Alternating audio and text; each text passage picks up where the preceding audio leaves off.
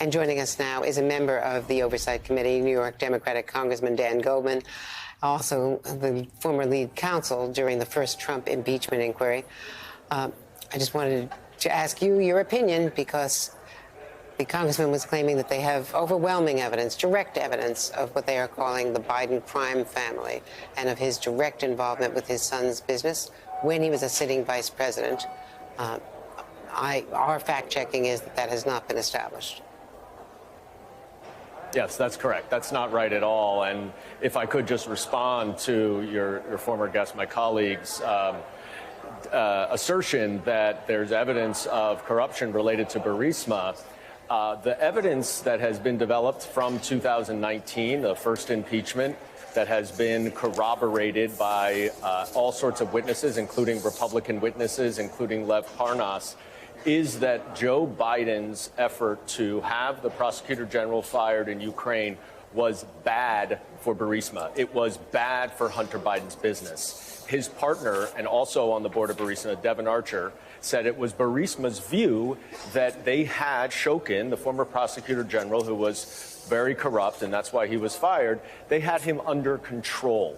Every single body, the IMF, the EU, the United States, Republican senators, all urged Ukraine to fire this corrupt prosecutor general because he was not prosecuting corruption and he was not investigating Burisma. His successor initiated an investigation of Burisma, and that is exactly what Burisma was worried about. So this is the kind of gaslighting that the Republicans are trying to do right now, where they are completely misrepresenting the facts. There is no evidence that Joe Biden had any involvement, knew anything about Hunter Biden's business interest, received any benefit from Hunter Biden's business interest.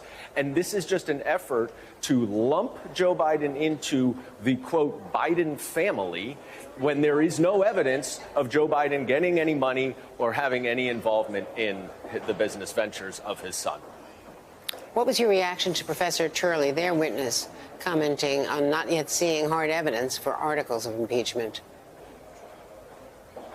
Yeah, look, I think Professor Turley is, of course, right. It's interesting that he is their witness, that he is someone who has consistently been a Republican witness. We've been advocated against the impeachment of Donald Trump after the January 6th insurrection, acknowledge that there is insufficient evidence to impeach President Biden right now, which also means that there's insufficient evidence to initiate this inquiry, because you need to have some reason to turn an investigation into an impeachment.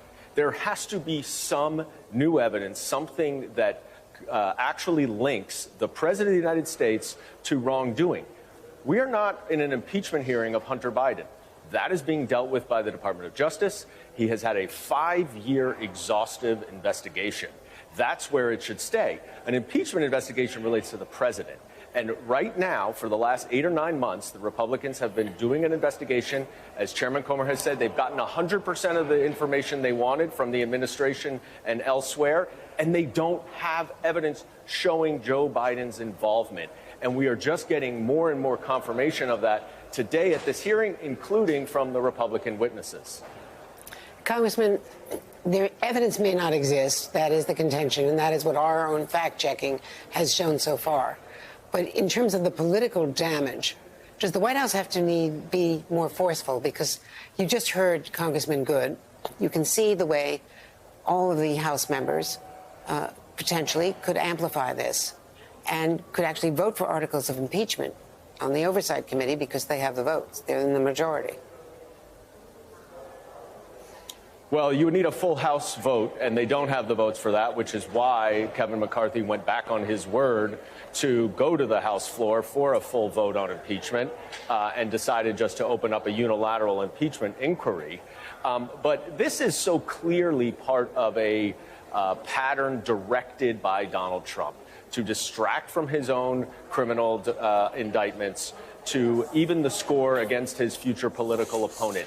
He is directing this. He is orchestrating, on one hand, the impeachment of Joe Biden, and on the other hand, a government shutdown, which he thinks will delay his criminal cases. It is all about Donald Trump.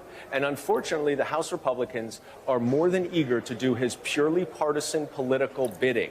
And that's why we have the confluence of these two things. We are wasting our time on a sham impeachment when the House Republicans are barreling us down a rabbit hole into a government shutdown where millions and millions of Americans will be negatively affected. I just want to clarify the procedure, because what I meant was that they've got the votes in this oversight committee to report it to the floor, not the votes for articles of impeachment. Right. They have they could, if they report it to the floor, away. then we would have a floor vote. Right. And but we'll see. Right now, there are many Republicans who have said there is insufficient evidence to impeach Joe Biden right now. They don't have the votes, and that's why we haven't had a House vote.